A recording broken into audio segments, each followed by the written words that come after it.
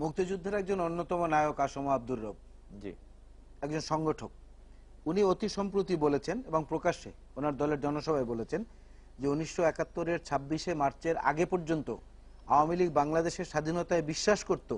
এইটা যদি কেউ প্রমাণ দিতে পারে আমি শহীদ মিনারে গিয়ে আত্মহত্যা করব। আওয়ামী লীগের পক্ষ থেকে এটার কোনো প্রতিবাদ আসে না। আমরা যদি না, আপনি তাকে তো বলতে দিয়েছেন একটা না, আমাকে একটু প্লিজ দেন, একটু দেন আমাকে। উনি জিয়াউর রহমানকে ক্ষমার অযোগ্য অপরাধের কথা বলেছেন, কিন্তু নির্বাচিত হলেই যে সরকার গণতান্ত্রিক হয় না এই কথাটি প্রমাণিত হয়েছে ওনাদের কর্মকাণ্ডে এবং আজকের কথায়। কারণ এই আওয়ামী লীগের পুনর্জন্ম কিন্তু শহীদ রাষ্ট্রপতি জিয়াউর রহমানের হাতে। বঙ্গবন্ধু কিন্তু বাকশাল রেখে চলে গিয়েছিলেন, সেই বাকশালের লাস্ট রেভেলেশন বাকশাল, হ্যাঁ বাকশাল, সেই বাকশাল অবস্থায় কিন্তু উনি নিহত হয়েছিলেন আওয়ামী লীগের আরেকটি অংশ কর্তৃক। সেই আওয়ামী লীগকে পুনর্জন্ম দিয়েছে শহীদ রাষ্ট্রপতি জিয়াউর রহমান। আওয়ামী লীগ নামে দলের নামকরণ হয়েছে, বাকশালকে ওনারা ভুল বুঝতে পেরে বাকশালকে ওনারা কবর দিয়েছেন। তো তার বিরুদ্ধে তো এরকম কথা হতেই পারে। এবং বঙ্গবন্ধু শেখ মুজিবই কিন্তু জিয়াউর রহমানকে বীরুত্তম উপাধিটি দিয়ে গেছেন, অন্য কেউ নয়, তিনি দিয়েছেন।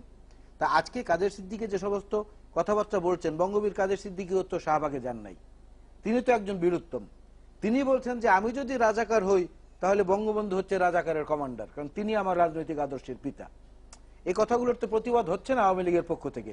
সুতরাং এই জন্য আমি বলতে চাই যে গণতান্ত্রিক এবং নির্বাচিত সরকার এক কথা নয়। যুদ্ধ অপরাধীদের বিচারের প্রসঙ্গে বিএনপির স্ট্যান্ড বরাবর ক্লিয়ার ছিল যে এই বিচারটাকে আমরা স্বচ্ছ, মানসম্পন্ন এবং নিরপেক্ষ দেখতে চাই, যে রাজনৈতিক প্রতিহিংসার বিষয়বস্তুতে পরিণত না হয়। জিয়াউর রহমান সাহেব কখনোই দালাল আইন বাতিল করেন নাই। আমি 1973 সনের বিজয় দিবসে বঙ্গবন্ধু শেখ মুজিবের ভাষণের দুটি লাইন উল্লেখ করছি, প্রতিহিংসা ও প্রতিশোধ গ্রহণের রাজনীতিতে আমরা বিশ্বাসী নই, তাই মুক্তিযুদ্ধের শত্রুতা করে যারা দালাল আইনে অভিযুক্ত দণ্ডিত হয়েছে তাদের সাধারণ ক্ষমা প্রদর্শন করা হয়েছে।